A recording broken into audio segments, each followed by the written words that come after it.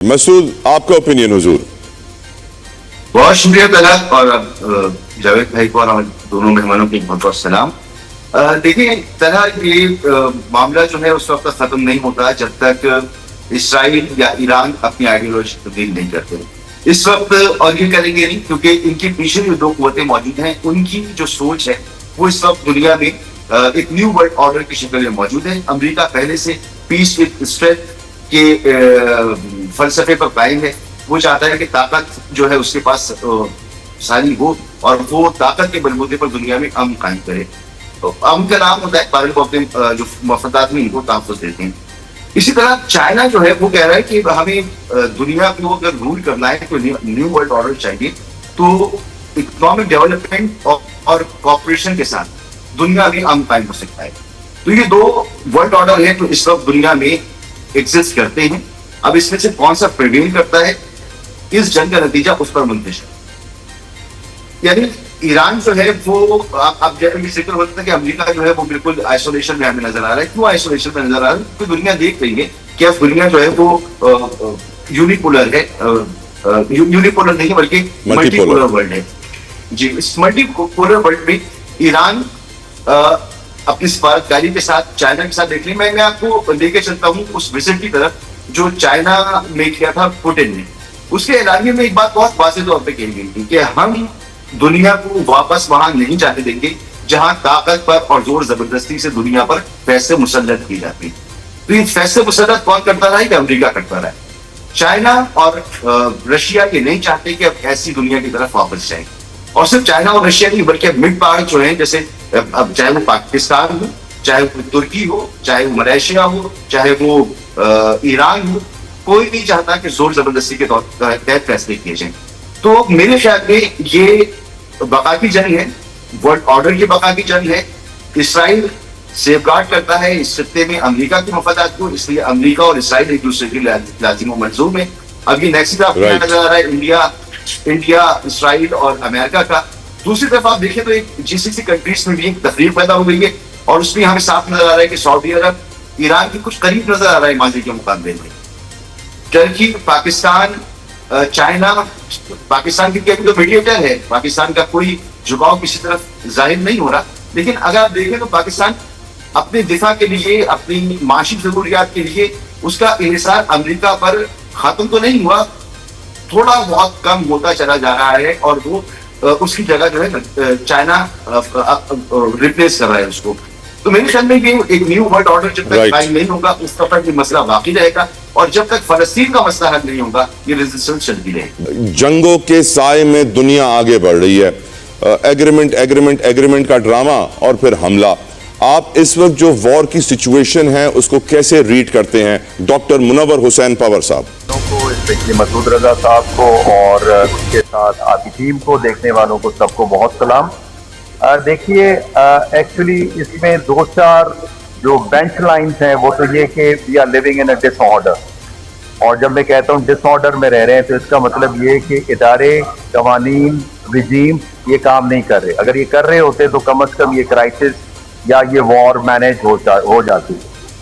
दूसरी असम्पशन ये है कि इन दोनों ममालिक के, बल्कि तीनों ममालिक के दरमियान में, यानी ईरान, इसराइल और अमेरिका के दरमियान में स्ट्रक्चरल एनिमिटी है और ये चार चीज़ों पर बेस करती है।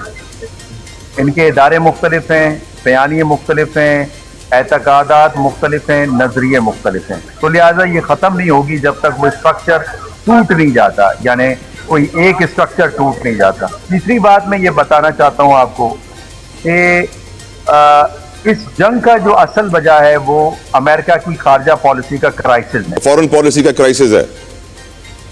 जी, फॉरेन पॉलिसी का क्राइसिस है। ये तीन वजूहात की बुनियाद पर। पहली वजह है कि प्रेसिडेंट ट्रंप की पर्सनल इंस्टिंक्ट बड़ी रिफ्लेक्ट हो रही है और उसकी वजह यह है कि जितने फिल्टर्स थे फॉरेन पॉलिसी मेकिंग के अंदर उन्होंने एलिमिनेट कर दिए।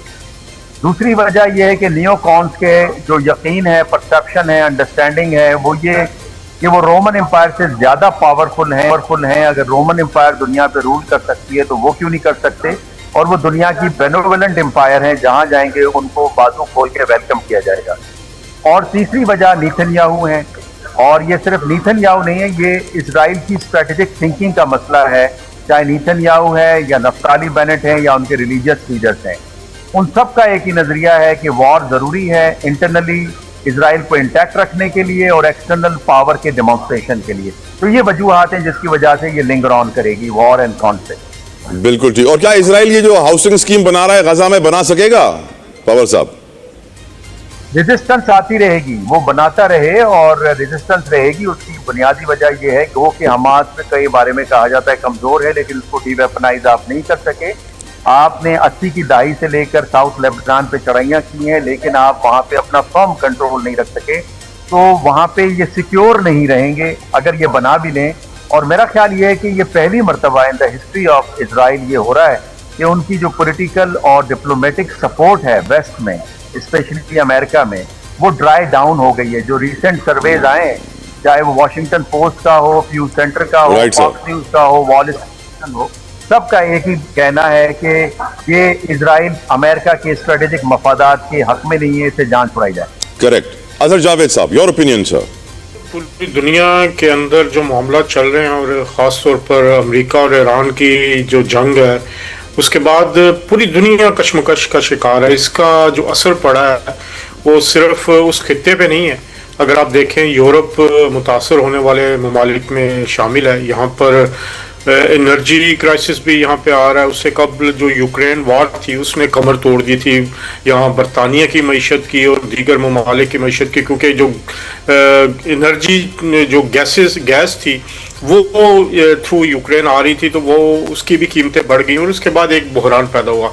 अब इस नई जंग ने पूरी दुनिया को मसाइल का शिकार किया और हम ये देख रहे हैं कि पहली दफ़ा ये हुआ है कि अमेरिका हमें यूरोप के अंदर तनहा नज़र आया है। बरतानिया जो उसका एक कलीदी जो इसका पार्टनर था वो इससे हाथ पीछे कर बैठा है। इसी तरह जर्मनी हो, इटली हो, स्पेन हो, और इसमें पहली बार अमेरिका को मुज़ाहमत का सामना करना पड़ा अपनी किसी पॉलिसी की वजह से, और वो सिर्फ और सिर्फ हुआ कि वो इजराइल के जो इशारों पे चल रहा है।